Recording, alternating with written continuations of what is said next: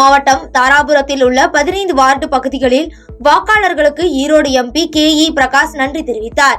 இதில் திமுக மற்றும் கூட்டணி கட்சி நிர்வாகிகள் மற்றும் பொதுமக்கள் எம்பிக்கு உற்சாக வரவேற்பு அளித்தனர்.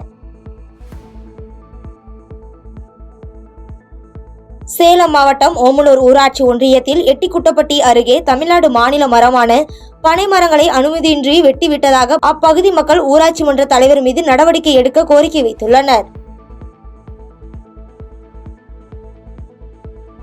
திண்டுக்கல் மாவட்டம் நிலக்கோட்டை அருகே விளாம்பட்டியில் விபத்தில் உயிரிழந்த பள்ளி மாணவனின் உடல் உறுப்புகள் பெற்றோர்கள் சம்மதத்துடன் தானம் கொடுக்கப்பட்டது.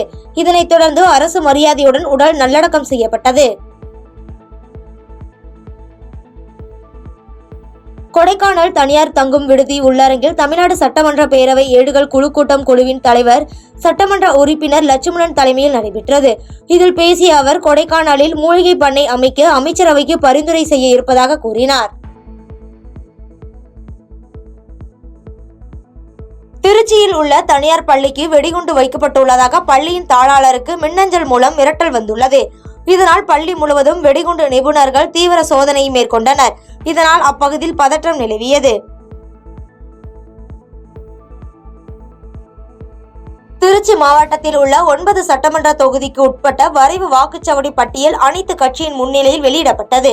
இந்த நிகழ்வில் காங்கிரஸ் கட்சியின் மாவட்ட தலைவர் ரெக்ஸ், இந்திய கம்யூனிஸ்ட் கட்சியின் மாவட்ட செயலாளர் சிவா உட்பட பல்வேறு கட்சியினர் கலந்து கொண்டனர்.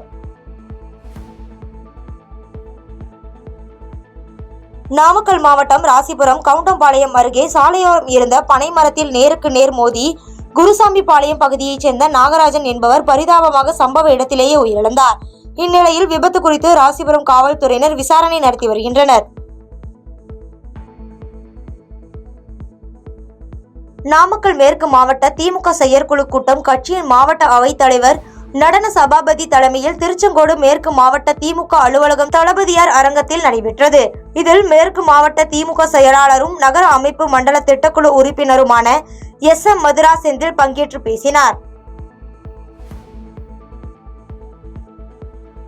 திருவண்ணாமலை மாவட்டம் செங்கத்தில் வருகின்ற 7ஆம் தேதி விநாயகர் சதுர்த்தி திருவிழா ஒட்டி ரசாயனம் கலக்காத விநாயகர் சிலை செய்யும் பணிகள் முடிந்து வண்ணம் தீட்டும் பணியில் தொழிலாளர்கள் தீவிரமாக ஈடுபட்டுள்ளனர்.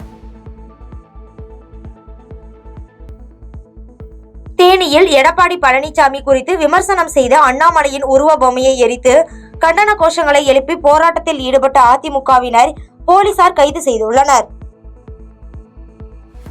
பாதகம் செய்பவரை கண்டால் நாம் பயங்கொள்ளலாகாது பாப்பா, மோதி மிதித்து விடு பாப்பா, அவர் முகத்தில் உமிழ்ந்து விடு பாப்பா.